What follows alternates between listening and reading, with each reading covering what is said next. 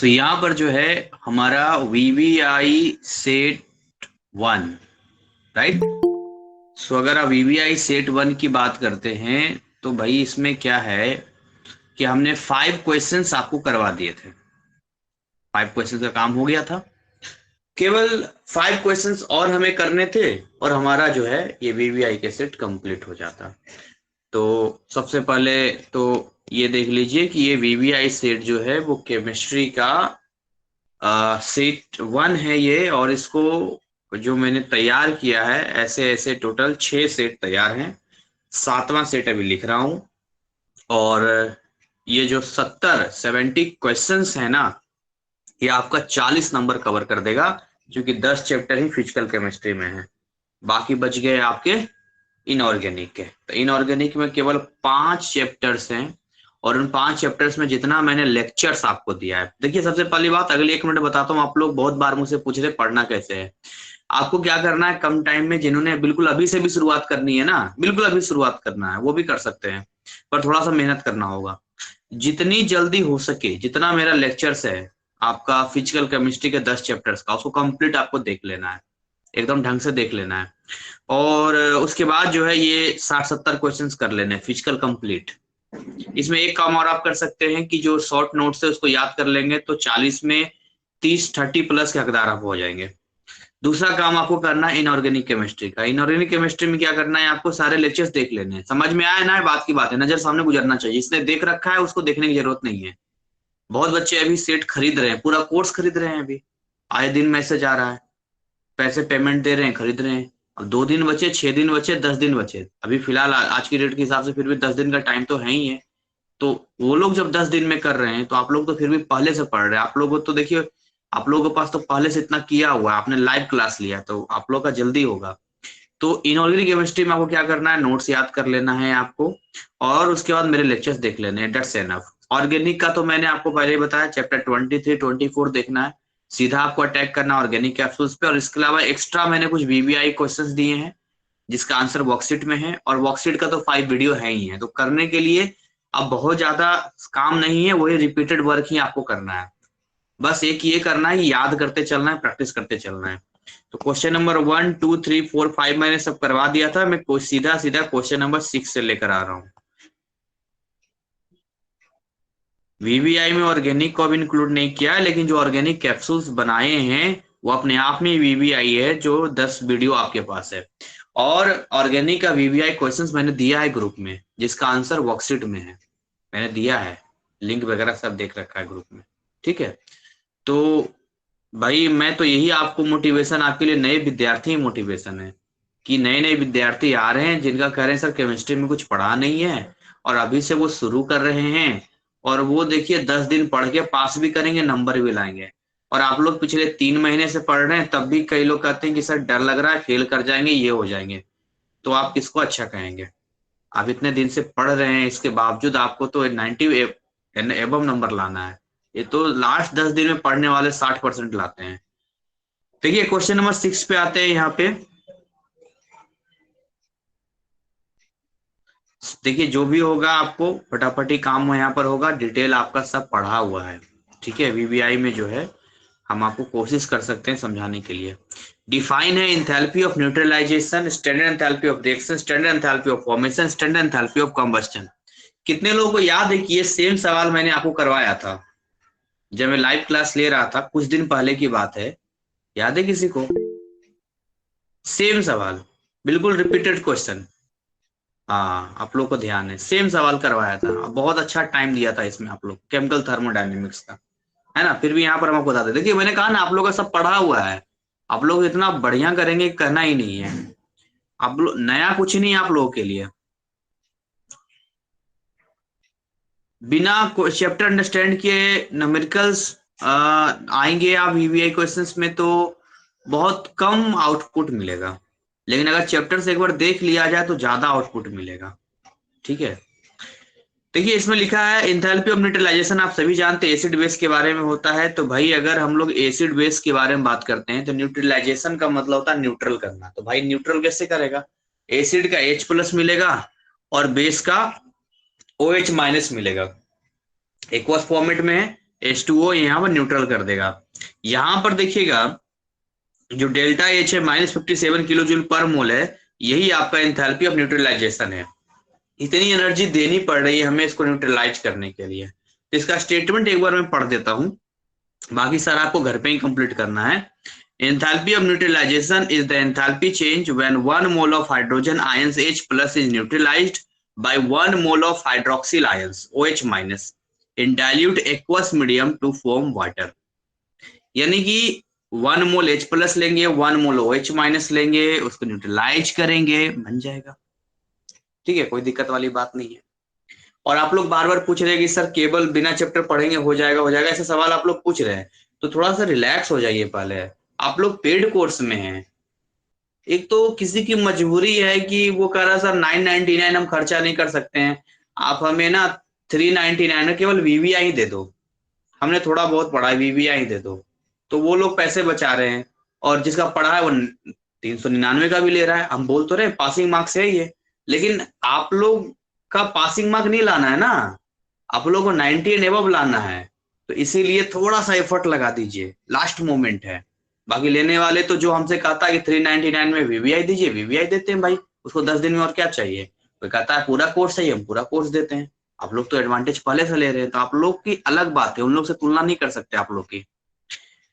तो यहाँ पर ये हो गया न्यूट्रलाइजेशन का दूसरा स्टैंडर्ड एंथैल्पी ऑफ रिएक्शन हो गया। यहाँ पर the enthalpy change for a reaction when the, देखिए, reactants and products are in their standard state.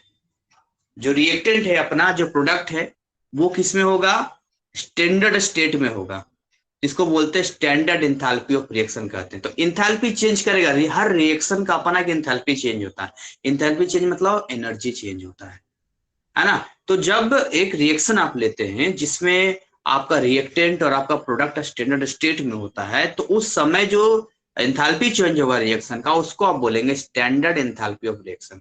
ठीक, बाकी आपके एग्जाम तक कोशिश करूंगा ये रेगुलर क्लासेस लूं और रेगुलर क्लासेस के जरिए जो है आप लोग का ये कंप्लीट करा दूं, बट मेरे भरोसे मत रहिएगा, अपना काम करते रहिएगा, मैं हमेशा कहता हूं। अगला, the enthalpy change when 1 mole of a pure compound is formed.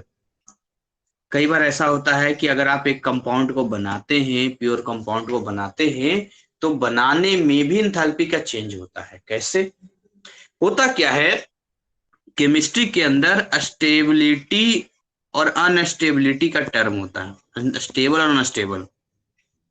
Stable जो होता है उसके पास बहुत कम एनर्जी होती है, और जो अनस्टेबल होता है उसके पास ज्यादा एनर्जी होती है। तो जब आप देखिए, अगर आप अनस्टेबल से स्टेबल में आएंगे, तो यहां पर आपकी एनर्जी रिलीज होगी, मतलब बोले तो बाहर निकलेगी, क्योंकि ज्यादा एनर्जी से कम एनर्जी में आ रहे हैं। और यदि आप स्टेबल से अनस्टेबल में जाएंगे, तो यहाँ एनर्जी की डिमांड होगी, रिक्वायरमेंट होगी, एनर्जी देना पड़ेगा। इन दोनों ही कंडीशन में एंथैल्पी का चेंज होगा, एनर्जी का चेंज होगा। तो हमें ये ध्यान देना है कि भैया प्योर कंपाउंड तो बनेगा, लेकिन 1 मोल होना चाहिए वो। उस दौरान जो एंथैल्पी एनर्जी, जो आप एनर्जी नहीं लिखेंगे, आप एंथैल्पी लिखेंगे।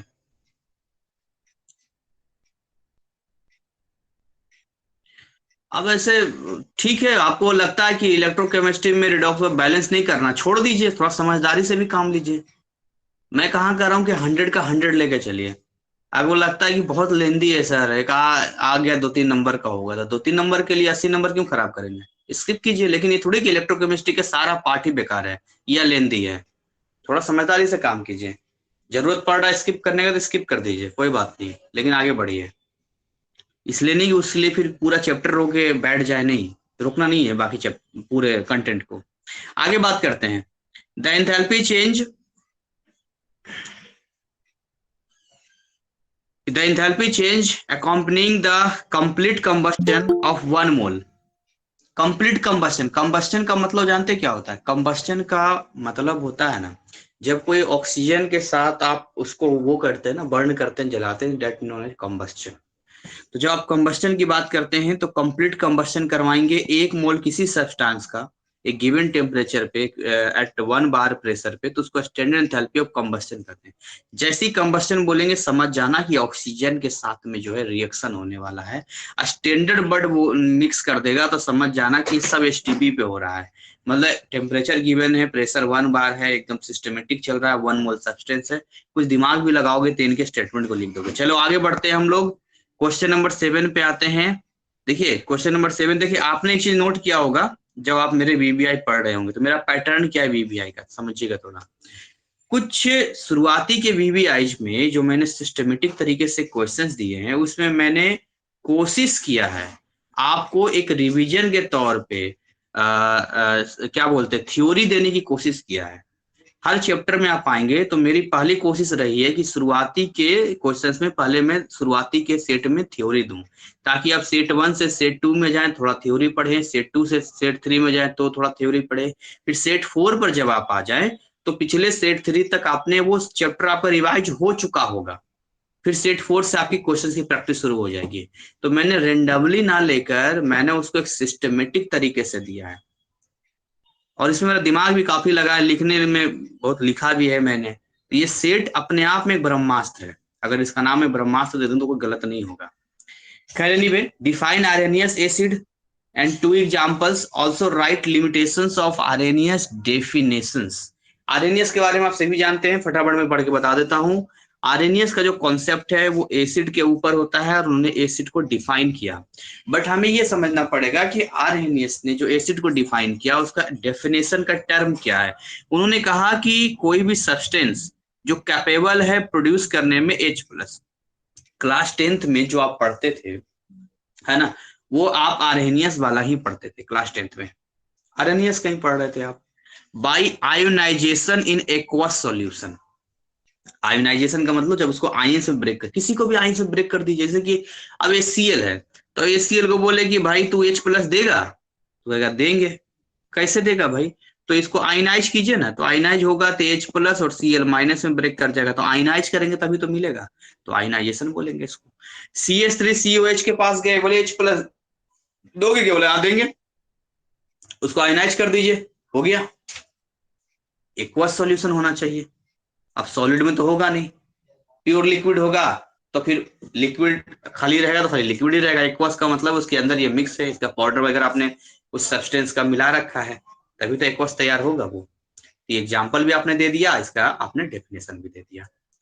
अब आगे जो कहता है कि RNS definition has the following drawbacks, क्योंकि उसने बोला था also right limitations of RNS definitions. In questions को बहुत डिजाइन से मैंने लिखा है, ये क्वेश्चंस कहीं भी आपको इकट्ठा नहीं मिलेंगे, क्योंकि स्टडी केस स्टडी करने के बाद मैंने जो है 2-3 क्वेश्चंस को मर्ज किया है, मिक्स किया है मैंने। इसमें प्रीवियस ईयर्स भी मैंने इसमें लगाया है, देखा है क्या पैटर्न गया, कब कब पूछा है, फिर उसके हिसाब से मैंने इसको किया है। तो देना होता तो और भी सवाल देता, इतना ही क्यों देता।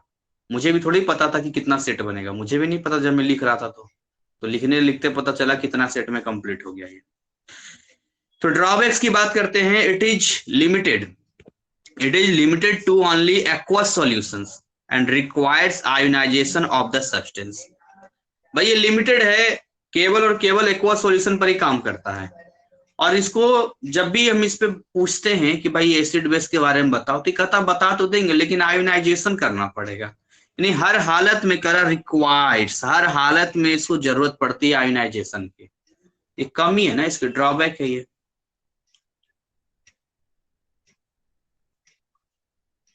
हाँ तो मुझे थोड़ी पता था, मैंने तो 9-10 सेट बोला था आपको कि 9-10 सेट बनेगा, क्योंकि मुझे भी नहीं पता था कितने सवाल जाएंगे, तो एक अप्रोक्स आइडिया था कि 9-10 जाएगा, 7 पे जाके रुका गाड़ी।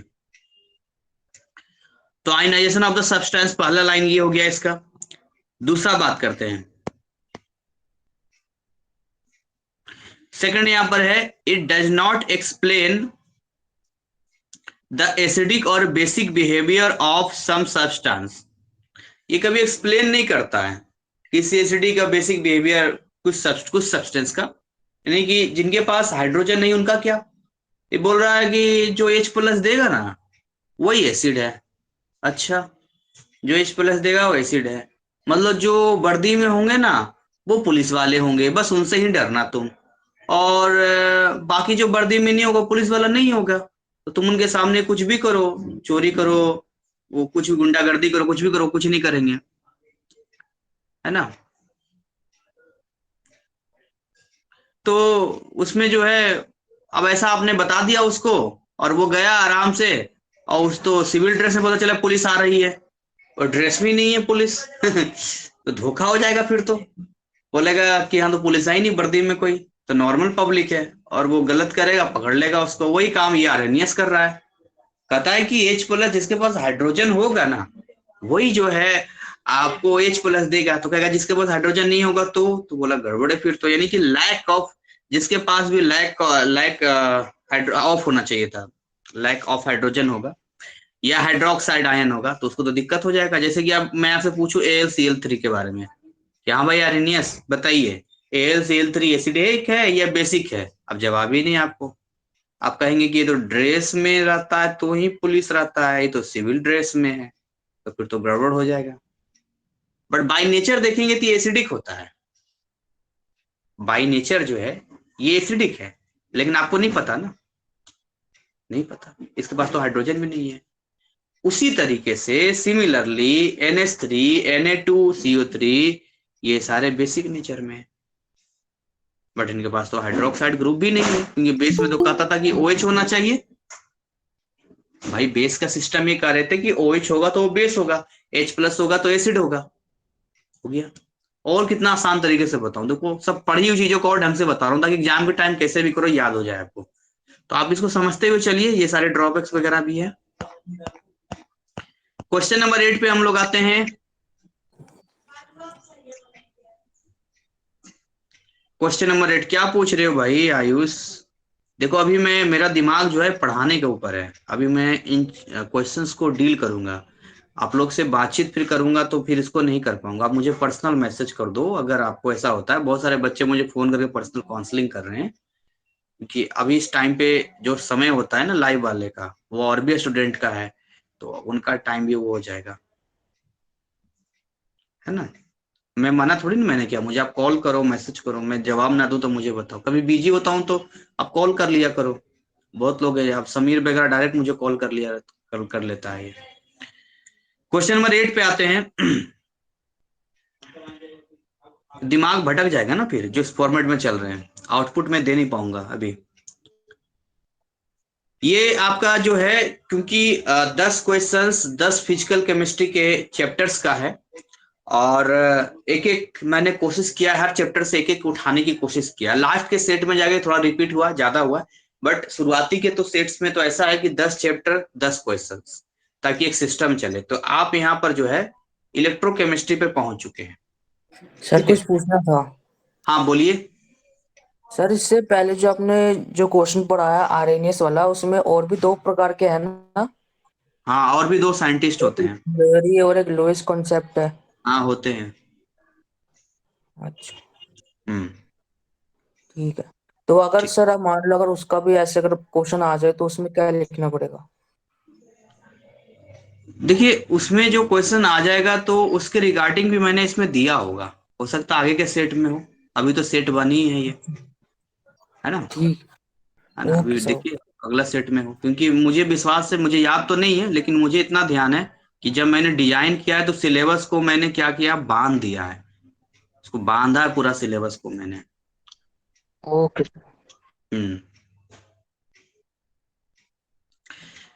तो देखिए यहाँ पर differentiate between electrolytic and galvanic cell, ये मैं पढ़ा रहा था उस टाइम भी मैंने कहा था कि भाई इस पे आप ध्यान दीजिएगा, क्योंकि इलेक्ट्रोलिटिक सेल और गैल्वेनिक सेल में आपको डिफरेंस मालूम होना चाहिए। और दूसरा ये बेसिक क्वेश्चन है चैप्टर का। और दूसरा बी पार्ट है ये, what is a salt bridge, salt bridge क्या है, what is the role of the salt bridge. देखिए सवाल का पैटर्न ना आप कह नहीं सकते हैं, बिल्कुल आप नहीं कह सकते कि कैसा देगा सवाल। अब कई बार ऐसा होता है कि सोच से परे सवाल दे देता है आसान, हम पढ़ के जाते हैं बहुत कठिन, और पढ़ देता है आसान उस चैप्टर से, उस स्पेशल चैप्टर से। कई बार हम आसान पढ़ के जाते हैं तो कठिन दे देता है। तो कहने का मतलब है कि ये उनके हाथों में है, उनका कई सारा सेट होता है, कई बार सेट ए ही होता है, सेट बी हार्ड होता है, वो सारे सेट होते हैं। तो मेरे लिए जो मेरा काम ये है कि वो चाहे जैसा भी सवाल सेट करें, उनका कितना मैं उनका सवालों को, उनके माइंड को कितना मैं पढ़ सकता हूं, उतना मैंने कोशिश किया है। एक एनआईएस का टीचर जो एनआईएस के क्वेश्चन सेट करता है, सबसे पहले मैंने वो सोचा कि अगर मैं एनआईएस का टीचर होता और मुझे बोलता एनआईएस डिपार्टमेंट कि आप क्वेश्चन सेट कीजिए, तो मैं कौन कौन से क्वेश्चन उठाता। सबसे पहले मैंने उस चीज को पकड़ा, बैठ के आराम से सोचा कि मुझे सेट करना है, और पहले मैंने क्वेश्चंस को छाटा। उसके बाद मैंने पैटर्न बनाया है कि किस सीक्वेंस में डालना है, और कुछ एक्स्ट्रा अपने मन से ऐड किया है। तो कई स्टेप में इस तरह काम हुआ है।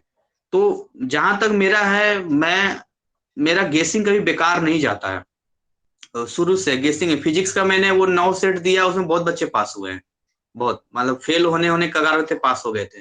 और इसमें भी है, तो आप लोगों के सामने फर्स्ट टाइम मैंने बनाया है, तो इसमें भी 100% आप मान के चलिए कि धोखा तो हो ही नहीं सकता है, ऐसा हो ही नहीं सकता है कि इस तरह की चीजें जाए। खैर एनीवे, अनुभव के आधार पर मैंने किया है, एक्सपीरियंस के आधार पर किया है, जो मेरा अनुभव है।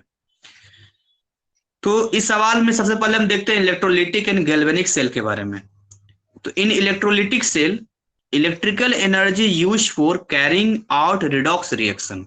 इस लाइन का मतलब समझिएगा।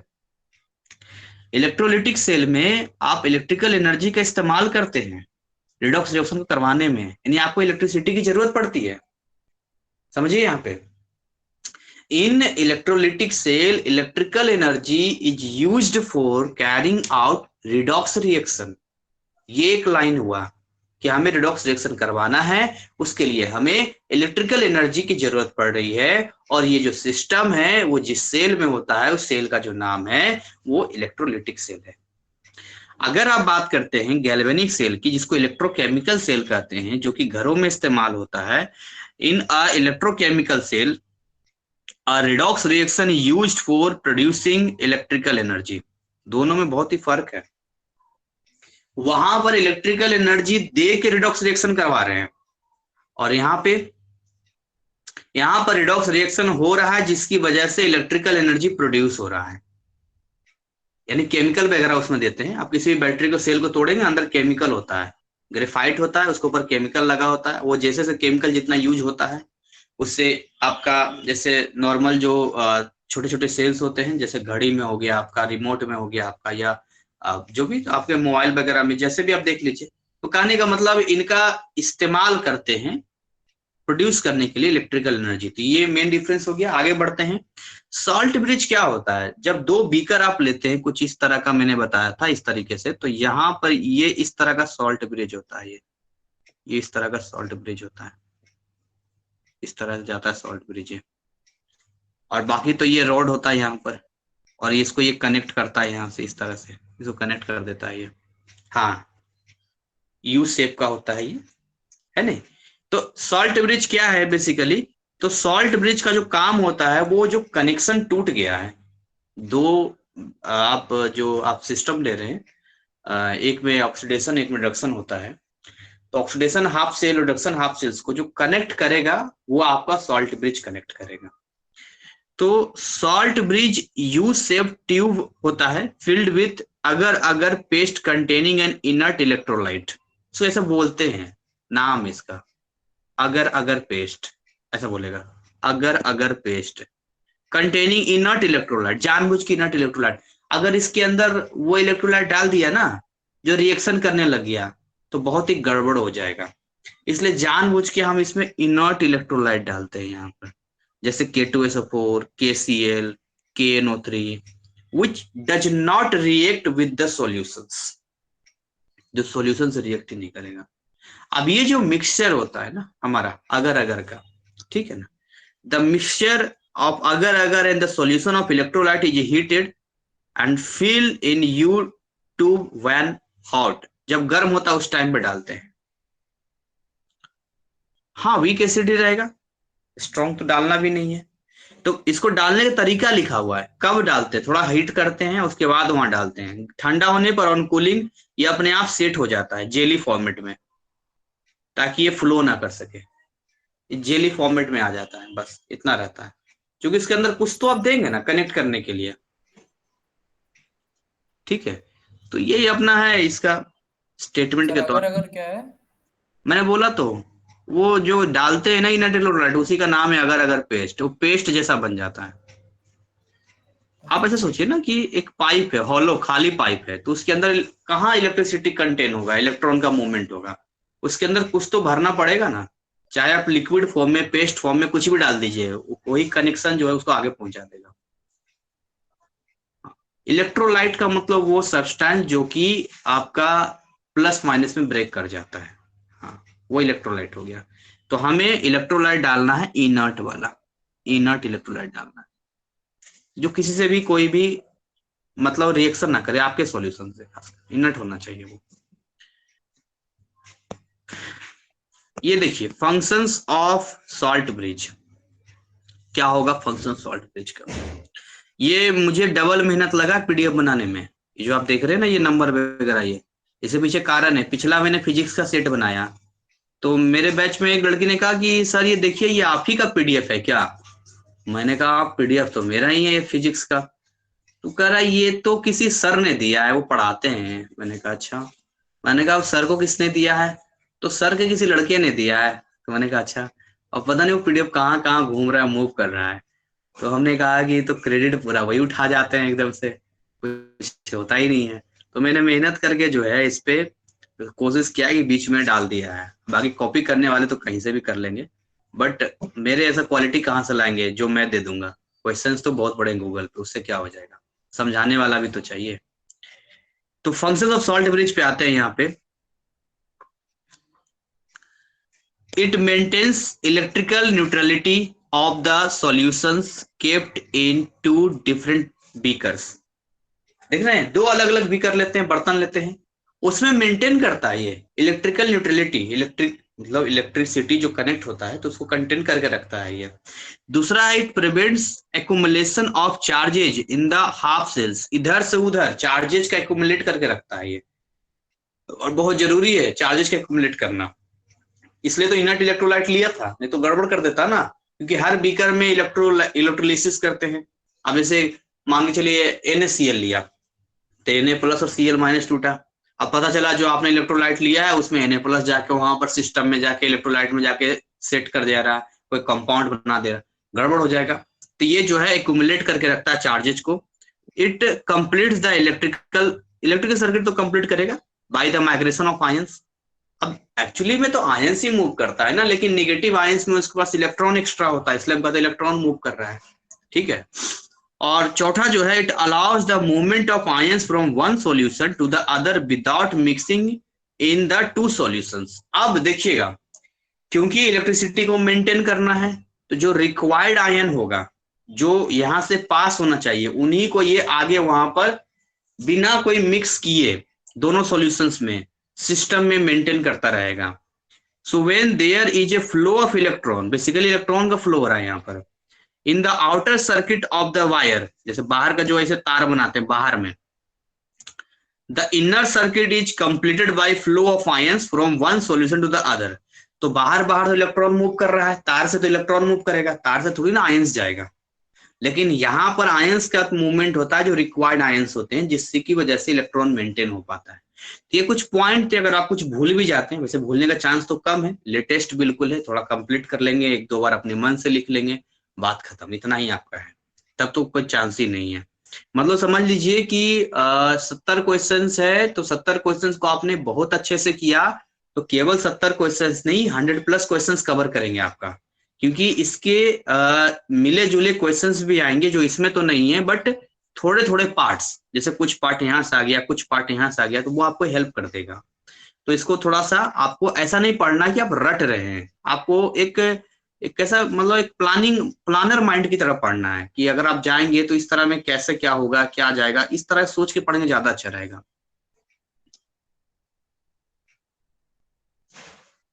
तो मैंने बताया तो है आपको इलेक्ट्रोकेमिस्ट्री का, आप मुझे पर्सनल कॉल कर लेना क्लास के बाद, उसको स्किप कर दो, रिडॉक्स वाला नहीं हो रहा है तो। शुरू में तो चर्चा किया था। क्वेश्चन नंबर 9, आप क्यों परेशान हो रहे हो, रिलैक्स हो जाओ, अभी है समय, हो जाएगा आपका। State rate law of a chemical reaction. What is meant by a zero order reaction, give one example of zero order reaction. अब देखिए 2-3 सवाल हमेशा मर्ज मिलेगा शुरू शुरू में आपको सारे सेट में, फिर बाकी के सेट में मैंने उसको जाके लेवल को और सा चेंज किया है। तो यहाँ पर लिखा है कि भाई ये हम पहुंच गए आपका केमिकल काइनेटिक्स वाले चैप्टर में, यहाँ पर पहुंच गए। एक कोलाइड वाला रह गया था, उसको लास्ट में मैंने दिया, उसको बीच में आना था, क्वेश्चन नंबर 10। तो state rate law of chemical reaction, किसी भी केमिकल रिएक्शन का रेट लॉ क्या होता है ये बताइए। And what is meant by A zero order reaction, zero order reaction क्या होता है, और फिर एग्जांपल भी दीजिए जीरो ऑर्डर रिएक्शन का, ठीक है। तो रेट लॉ क्या होता है इसको हम पहले समझते हैं। रेट लॉ जो है ना, एक केमिकल रिएक्शन के लिए डिफाइंड अगर आप करेंगे तो बेसिकली एक मैथमेटिकल रिलेशनशिप है, ये मैथमेटिकल रिलेशनशिप है between rate of reaction and the concentration of reactants. होता क्या है इसमें कि आप जब दो चीज लेते हैं उसको रिएक्शन करवाते हैं तो रिएक्टेंट का जो कॉन्सेंट्रेशन वही तो कम होता जाता है और प्रोडक्ट का कॉन्सेंट्रेशन बढ़ता जाता है। तो रेट इज इक्वल टू हो जाएगा के, देखिए इसको स्क्वायर ब्रैकेट कहते हैं, ये डिनोट करता है, जानते हैं, कॉन्सेंट्रेशन को डिनोट करता है। किसी का भी कॉन्सेंट्रेशन दिखाना स्क्वायर ब्रैकेट में दिखा दीजिए, और उसके आगे जो आप रिएक्शन को बैलेंस करने के लिए स्टोइचियोमेट्रिक कोएफिशिएंट लगाते हैं, जो डिजिट लिखते हैं उसको पावर में डाल देते हैं यहाँ पर हम। वेयर के is called rate constant when the rate of reaction does not change, अगर रेट ऑफ रिएक्शन चेंज नहीं कर रहा है with the concentration of reactants, इसको जीरो ऑर्डर रिएक्शन कहते हैं। ये डेफिनेशन भी हो गया यहाँ पे कि जब कॉन्सेंट्रेशन ऑफ द रिएक्टेंट के साथ में आपका रेट ऑफ रिएक्शन नहीं बदल रहा है तो उसको जीरो ऑर्डर रिएक्शन कहते हैं। जीरो ऑर्डर का मतलब हो गया कि एक्चुअली जो आपका रेट है वो के के बराबर ही है, क्योंकि अगर आप पावर जीरो करेंगे तो इसका वैल्यू 1 ही हो जाएगा के, और यहाँ देखिए पावर जीरो कर दिया है यहाँ पे। एग्जाम्पल डीकम्पोजिशन ऑफ NH3,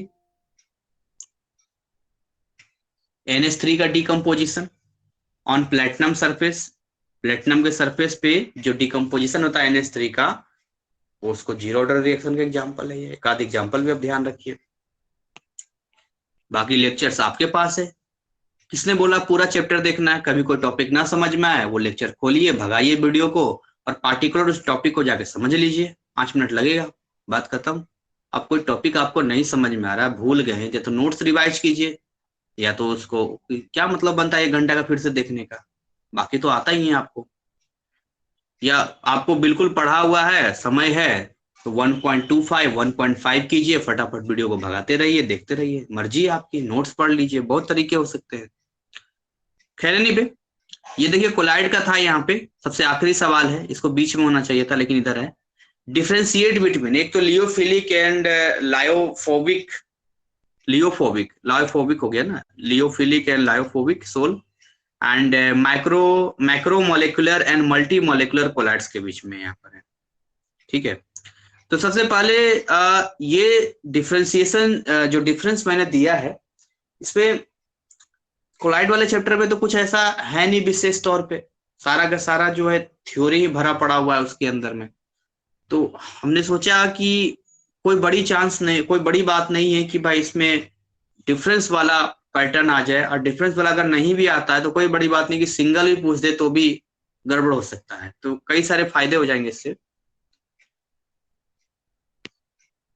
तो सबसे पहले एक तो आपका सॉल्वेंट लविंग है, यानी कि आप कह सकते हैं कि सॉल्वेंट से प्यार करने वाला, उससे अट्रैक्ट होने वाला, और दूसरा जो है सॉल्वेंट को हेट करने वाला है। इसमें लिखा है they have a strong affinity between disperse phase and dispersion medium. पहले तो ये समझा दूं, चैप्टर मैंने बता रखा था डिस्पर्स फेज और डिस्पर्सन मीडियम क्या होता है, बिल्कुल वैसा ही है सॉल्यूट और सॉल्वेंट की आप बात करते हैं। डिस्पर्सन मीडियम की बात करते हैं तो ये आपका सॉल्वेंट की तरह हो गया, और डिस्पर्स फेज आपका सॉल्यूट की तरह हो गया। तो जिसका आपको जिसमें मिलाना है तो जो बड़ा होगा वो डिस्पर्सन मीडियम, और जिसको आप मिक्स कर रहे हैं वो डिस्पर्स फेज हो गया यहाँ पे। दे हैव वीक या नो एफिनिटी होता है dispersed phase and dispersion medium के लिए। They are self stable, they are unstable, stability agent is not required to stabilize, कोई जरूर सोल को, इसमें सोल वर्ड यूज करते हैं। यहाँ जो आपका स्टेबलाइजिंग एजेंट होता है उसकी जरूरत नहीं होती है, लेकिन ये बड़े आराम से कोगुलेट होता है। कोगुलेट का मतलब होता है आराम से उसको मिक्स होके बैठ जाना, कोगुलेट हो जाता है। They are reversible, they are irreversible, जैसे starch sol, gum, protein, example H2S3 sol, FeOH का होल थ्राइस सोल, ये सारी चीजें हो गई। ठीक है, तो इसको एक बार देखिएगा। और यहाँ देखिए मल्टी मॉलिक्यूलर कोलाइड्स और मैक्रो मॉलिक्यूलर कोलाइड्स की बात करते हैं यहाँ पर। ठीक है, तो अगर आप यहाँ पर देखिए मल्टी मॉलिक्यूलर कोलाइड्स, मल्टी का मतलब भी आपको समझ में आ रहा होगा।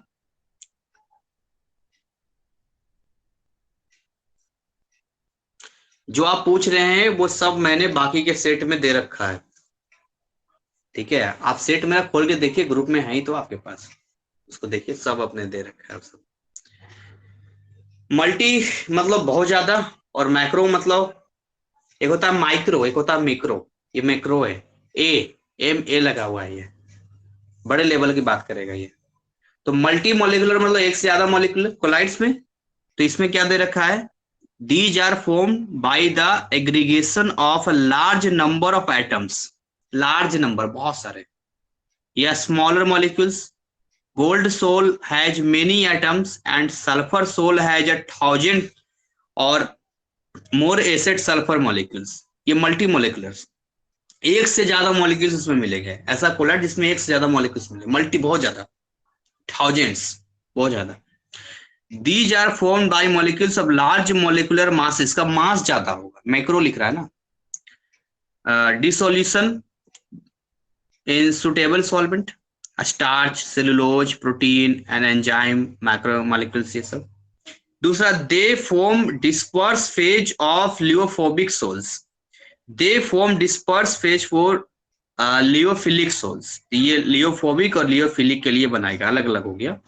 दे do not resemble true solutions, they are quite stable and resemble true solution in many ways. तो कई बार आपका मैक्रो वाला ट्रू सॉल्यूशन की तरह रिजेंबल करता है, मतलब जैसा, और मल्टी मॉलिक्यूलर वाला जो है कभी भी रिजेंबल नहीं करता है ट्रू सॉल्यूशन जैसा। तो यही कुछ था अपना। इसको 10 सेट को मैंने इसको उसमें भी डाल रखा है, फ्री वाले में भी, GCC NIS classes Telegram link पे। व्हाट्सअप करता तो दे देते हैं, बस एक ही सेट, वो भी इसलिए कि चलो ठीक है, और बहुत लोगों को सवाल होता है कि पता नहीं कैसा पढ़ाते क्या करते हैं। एक सेट अपना कंप्लीट हो गया, आप एक सेट के बाद अपना एनफ है, बाकी के सेट पब्लिश थोड़ी ना करेंगे, ये वाला यूट्यूब पर पब्लिश कर देंगे, एक सेट पूरा हो जाएगा। 5 पहले था और 5 ये हो जाएगा इसका। अब इसको मैं रिकॉर्डिंग ऑफ करता हूँ, फिर मैं आपको गाइडेंस वगैरह आपसे थोड़ा बात कर लेता हूँ। तो पहले इसका रिकॉर्डिंग ऑफ करता हूँ, फिर मैं आपको बताता हूँ आपकी तैयारी कैसे करनी है, अगले 10 दिन में आप कैसे जाएंगे, क्या कुछ जाएगा। क्योंकि मुझे तो अपलोड करना था 5 का, तो वो अभी अपलोड कर दूंगा, बाकी का तो टाइम क्यों वीडियो का लंबा जाएगा।